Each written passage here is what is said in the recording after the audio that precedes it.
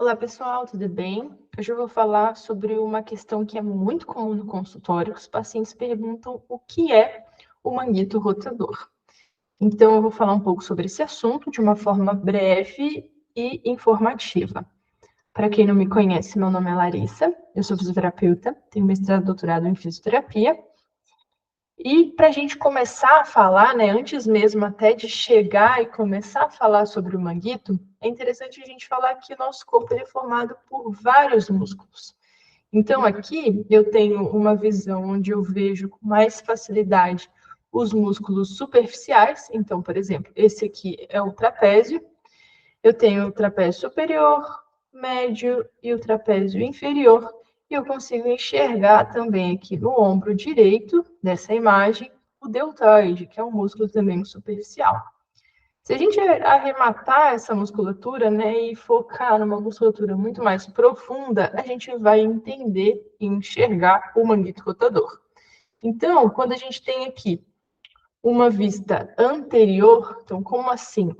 Eu estou olhando de frente para a imagem. Eu tenho aqui a clavícula, que é esse osso que a gente pode palpar da gente aqui, as nossas costelas, o osso do braço, que é o húmero, e aqui eu consigo ver, de certa forma, a nossa escápula. Embora para a gente é muito mais fácil a gente enxergar quando a gente olha para as costas de alguém, porque é uma vista posterior.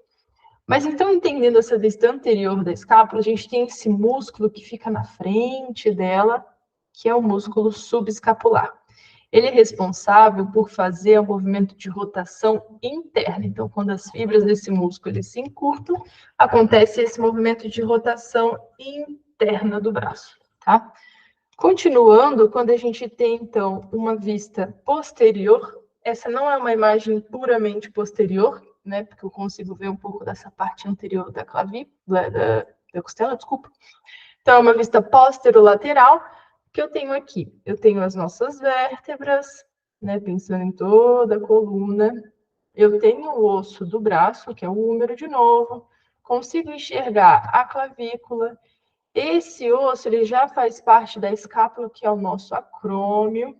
E eu tenho aqui a espinha da escápula.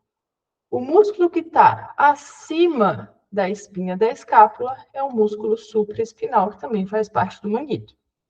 O músculo que está abaixo da espinha da escápula é, então, esse músculo aqui, que é o infraespinal.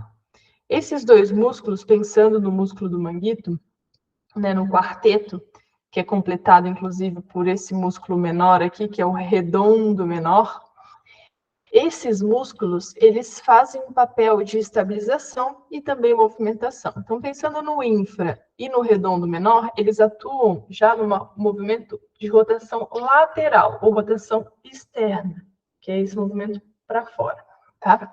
O músculo supraespinal, ele atua, né, ajudando na abdução do braço, que é esse movimento de elevação lateral, tá? Se a gente for parar para pensar, né, principalmente pelo posicionamento do supraespinal, ele é um músculo muito acometido. Então, é muito comum aparecer em alguns exames de imagem tendinopatia ou uma ruptura parcial ou até de espessura completa, ruptura massiva, né, envolvendo primariamente o supraespinal e depois acaba acometendo um pouco o infraespinal para algumas pessoas, tá? Depois eu posso até fazer um vídeo exclusivamente sobre tendinopatia e ruptura, caso vocês tenham interesse.